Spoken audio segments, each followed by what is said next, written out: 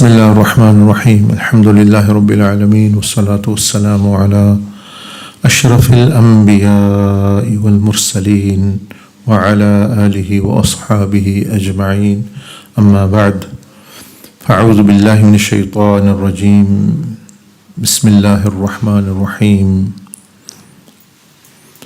يا أيها الناس اعبدوا ربكم الذي خلقكم والذين من قبلكم لعلكم تتقون وقال سبحانه وتعالى وما خلقت الجن والإنس إلا ليعبدون ما أريد منهم الرزق وما أريد أن يطعمون إن الله هو الرزاق ذو القوة المتين صدق الله العظيم مولاي صل وسلم دائما أبدا على حبيبك خير الخلق كلهم محمد سيد الكونين والثقلين والفريقين من عرب ومن عجم فاق النبيين في خلق وفي خلق ولم يدانوه في علم ولا كرم السلام عليكم ورحمة الله وبركاته.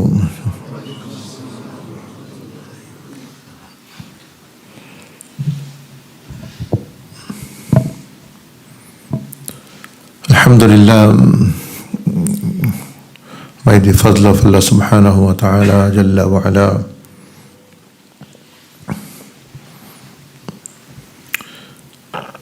Allah Azza wa Jal is enabling us, giving us a great opportunity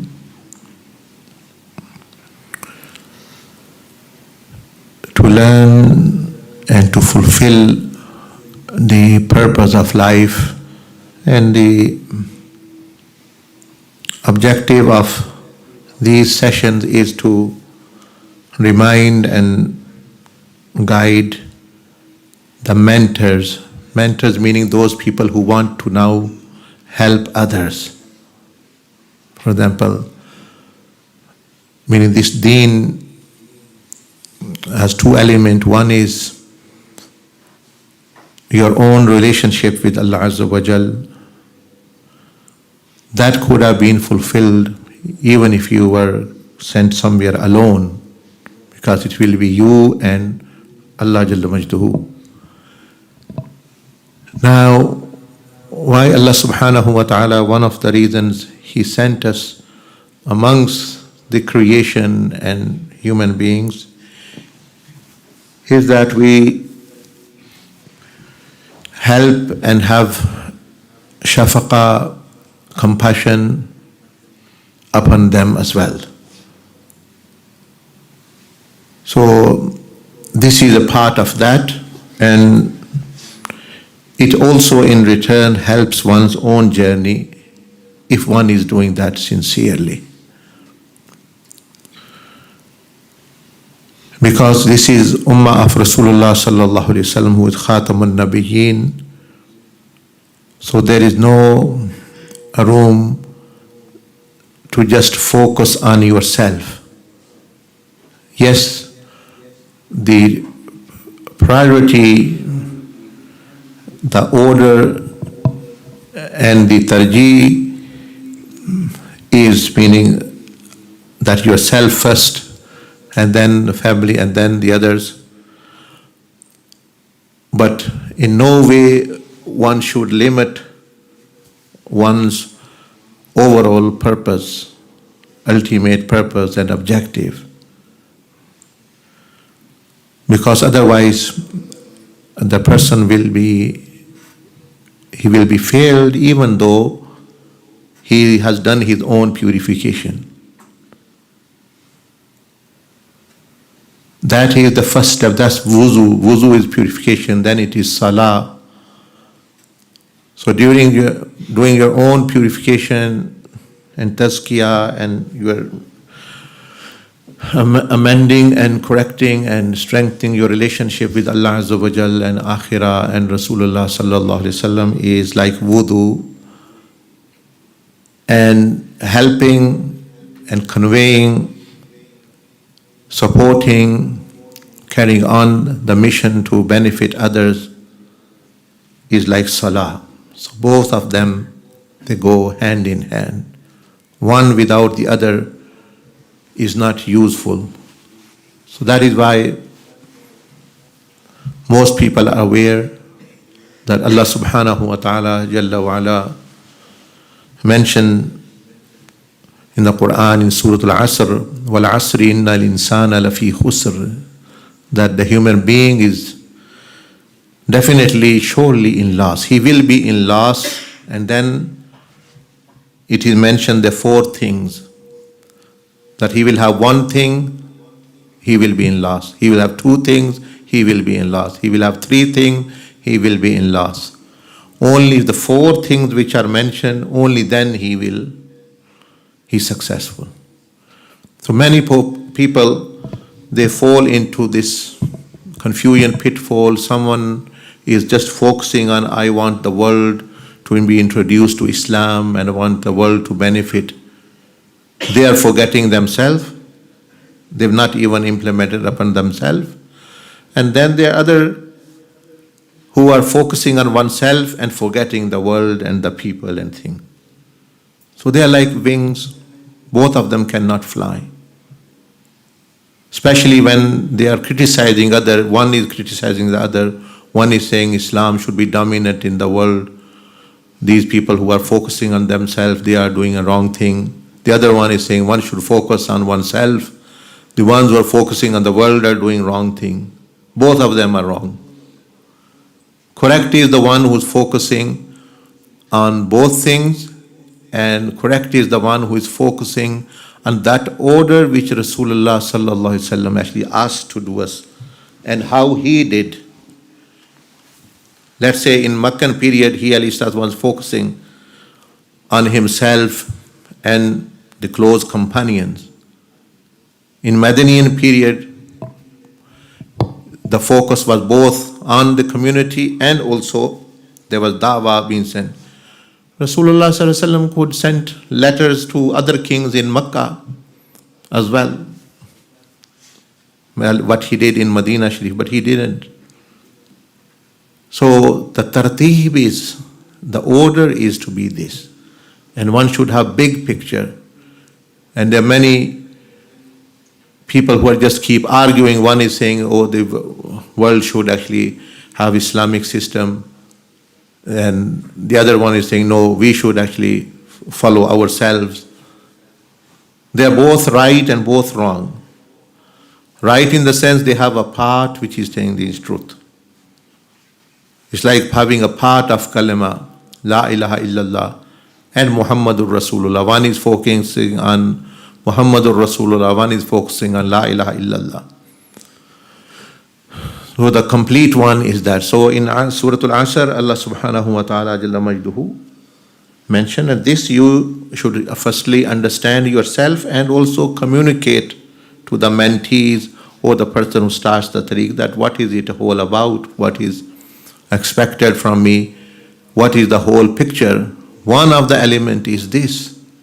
The brother, sister, you not come for here, firstly, for just money and eating and those 12 things which even animals and other creation does.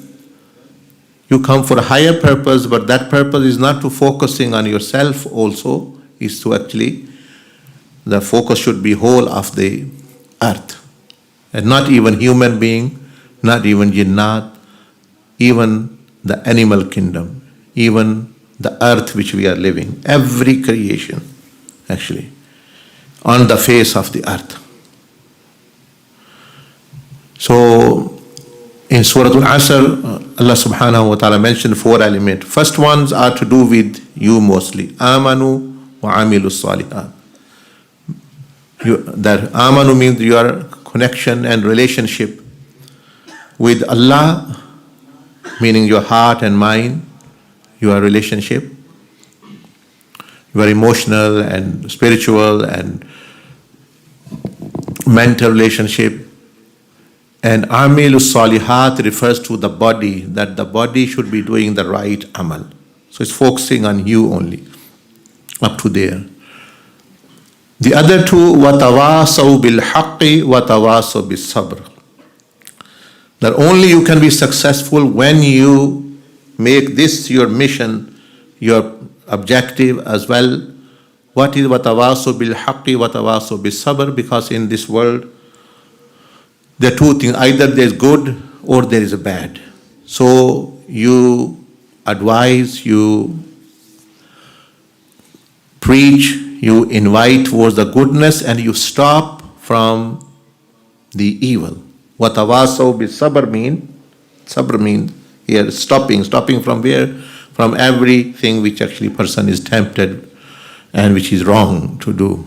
So it is like amar bil maruf wa nahi anil munkar.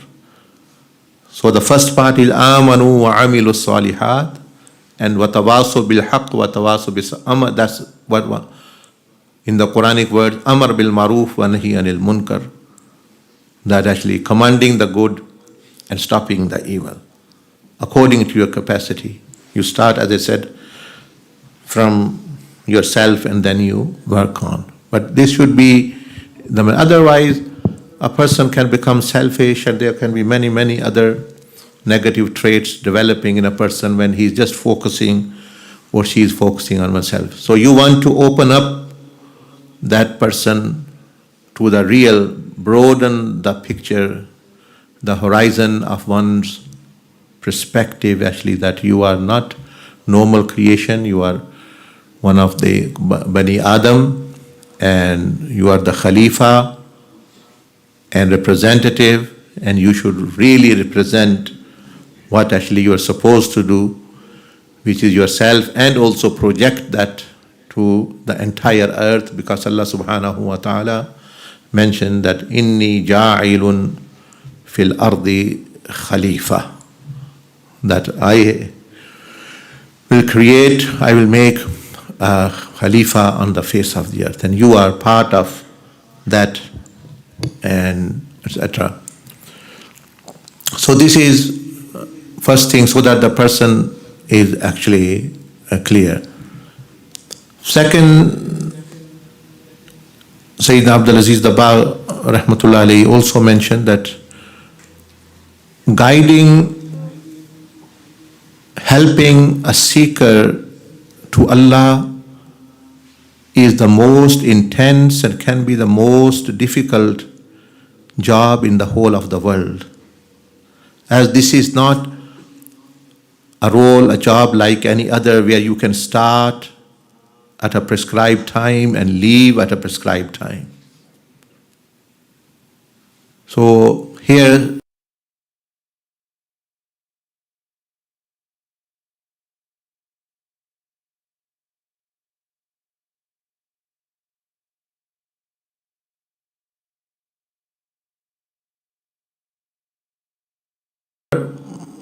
try to help people to become successful in Akhirah.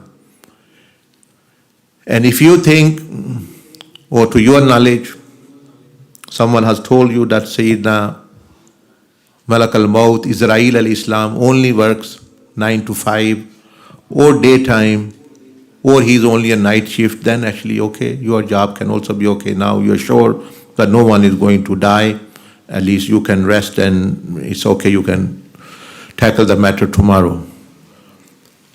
And when you know that Allah subhanahu wa ta'ala jalla majduhu, yes, He has destined day and night, but He has not limited anyone leaving the face of the earth to any.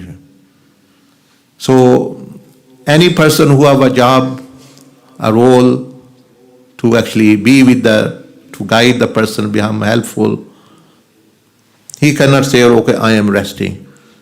I'm now there.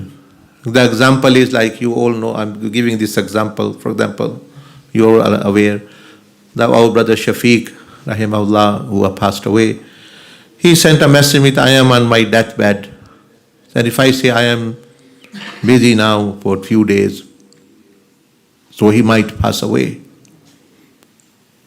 One is that person doesn't get connection or cannot convey. Then the job of the seeker is to do best as his knowledge at what he has heard, because then he will also be successful, because he will utilize. Allah subhanahu wa ta'ala knows that that person is just using what he has fully, so Allah Azza wa Jal has mercy upon the person. Like we see an example in a hadith, it's mentioned in ancient times, there was a person, sinful person, when he was to die, he did a wasiyah, a will, commanded that to his sons, that look, I am a bad person, I think I've done very bad things, and if Allah does subhanahu wa ta'ala get hold of me, I'll be punished like no one. So what you do is, when I die, burn my body and spread some of my ashes in the wind and some in the sea, some on the ground. So this is the thing. So that's what they did. So Allah subhanahu wa ta'ala commanded. He does not need, because the spirits are alive and he can recreate the body, new body. But he is not helpless to even create the very same body with those elements which have passed away. It's like when you see sometime in the film or in the camera, let's say a building is made of glasses. A building is made of glass and a bomb explodes, and the bomb explodes and smashes all glasses to pieces, big and small and minute, very, very, very small. Atoms weight also might actually be here and there, and the building is on the ground.